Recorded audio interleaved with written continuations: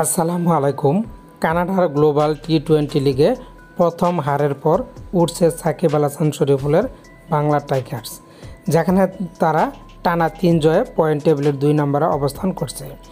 গতকালকে সারে জাগুয়ার্সের বিপক্ষে দুর্দান্ত বোলিং করেন সাকিব আল হাসান এবং শরীফুল ইসলাম, আর এতে করে 4 উইকেটে জয়লাভ করে বাংলা টাইগার্স। যেখানে প্রথমে ব্যাট করতে নেমে সারে জাগুয়ার্স মাত্র 101 রানে অল আউট হয়ে যায়। এর মূল কৃতিত্ব সাকিব এবং শরীফুলের, যেখানে শরীফুল প্রথমে উইকেট তুলে নেন সারে জাগুয়ার্সের ওপেনিং ব্যাটার সুনীল নারিনকে 0 রানে ফিরিয়ে দেন। সেখান থেকেই শুরু।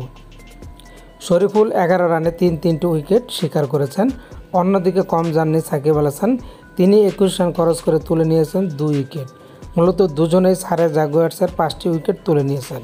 সাকিব এবং শরীফুলের বোলিং তোপে নিয়মিত বিরতিতে একটার পর একটা উইকেট হারাতে থাকে জাগুয়ার্স, যেখানে ওপেনিং ব্যাটার কাইল মায়ার্সও বেশি করতে পারেননি। অন্যদিকে মোহাম্মদ নবীও ব্যর্থ, আর এতে করেই শরীফুল এবং সাকিবের বোলিং তোপে মাত্র 101 রানে গুটিয়ে যায়। জবাব দিতে নেমে দুর্দান্ত শুরুটা ছিল বাংলা টাইগার্সের, যেখানে শেষ পর্যন্ত তারা ম্যাচটা জিতে নেয় 4 উইকেটে। সাকিব আল হাসান এবং শরীফুল ইসলাম দুর্দান্ত খেলেছেন।